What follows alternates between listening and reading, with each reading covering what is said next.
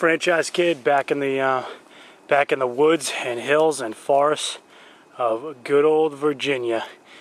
Lots of rain last night, lots of rain this week, lots of wind, probably more on the way.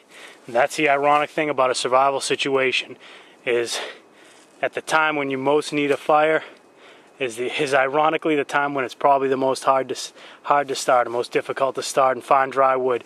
So that's why you come out here on days like today when everything is soaked and saturated, and you play make-believe and dress rehearsal in case you ever have to do the real thing. Franchise Kid, thanks for coming along. You can see I got a stream working right down there, and it curls right back here. My prediction for today, I could go with the Mr. T prediction. Pain! I predict it's going to be sloppy. I had a lot of work to do. Thanks for getting up early and coming with me. Let's get to it here. FK. I'm going to set up a little bit of a lean-to between these two trees. I think I got enough width between those two. Definitely have enough width for a shelter, but I'm not exactly sure if I have enough materials around. I've got a lot of hardwoods around. There's some standing deadwoods, and then I've got stuff like this. Just monstrous pine trees. So I think I have enough that's fallen, and I've got a big water source right here in front of me.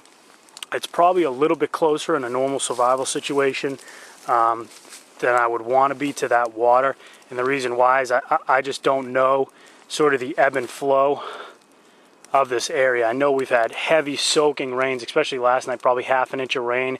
So although this water level may rise a little bit more, I probably have probably 10 feet, maybe 12 feet coming back uphill between the water and I.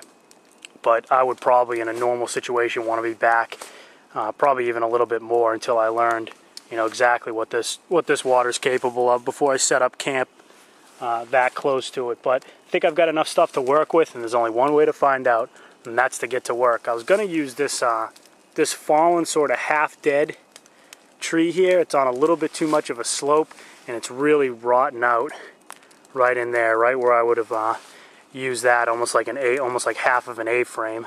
I don't like the slope. It's a little too rotted out. So let's see what we can do here. Half the battle is today, though, dealing with the weather.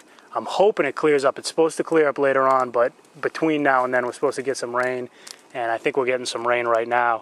And I really don't want the camera to get wet because it's not waterproof. And it's a camera case, expensive to replace, with the digital camera in there and some spare batteries and stuff like that. There's the PSK. That's got my fire starting stuff you guys have seen. And if you haven't seen, check my review on that. I know I need to update it. I got so much to do. I can never get to it all. I brought a tarp with me today again, just not to protect my gear. I want my gear to get as trounced as it needs to get.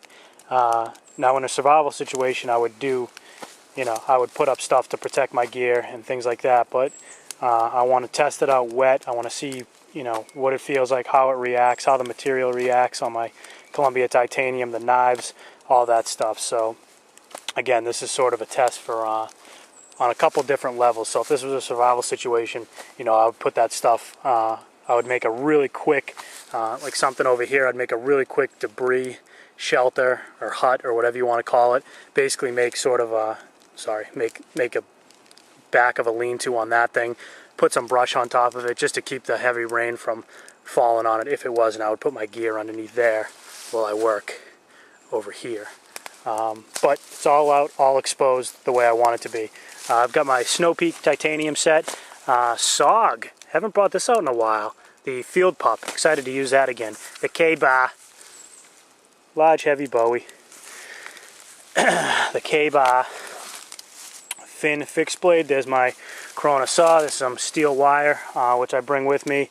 There's my stainless steel cup, some water, tripod. Did I miss anything? Those are those Scott's sort of heavy towels, knee pads, gloves, trowel, rem oil.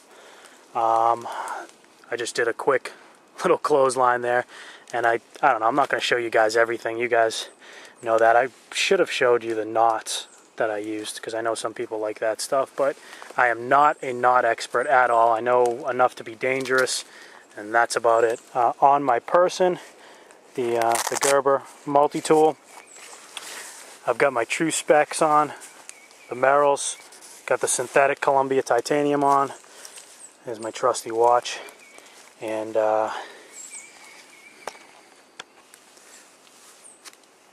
here I am for the day. Now, many of you may say, FK, you look awfully dapper today. There's something different about you. You may say, FK, you look very svelte. Have you lost weight? And although those are very astute observations, what you may not know is that FK has a new toy.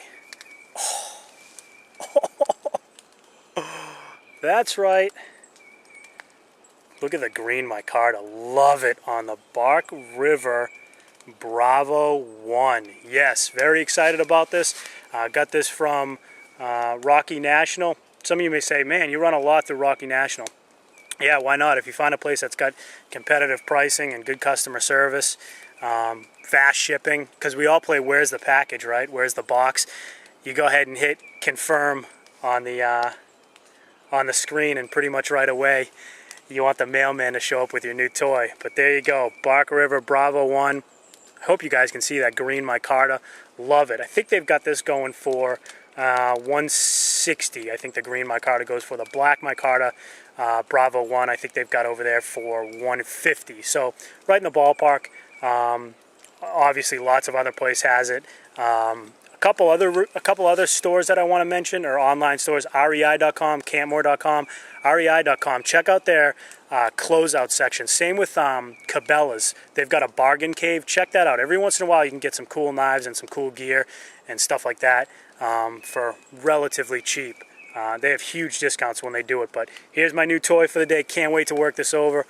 Again, Bark River, sexy knife, Bravo 1, about a 4 1/4 inch blade, a little under a 1/4 inch total spine, all the way back, convex grind, A2 steel, which I have not used before, so I'm really excited to use it. We're going to give it a good work over, and then you guys can catch my tabletop on it. But there you go, my new toy, and maybe why I'm glowing just a bit today in the woods. Thanks for coming with me. Be right back.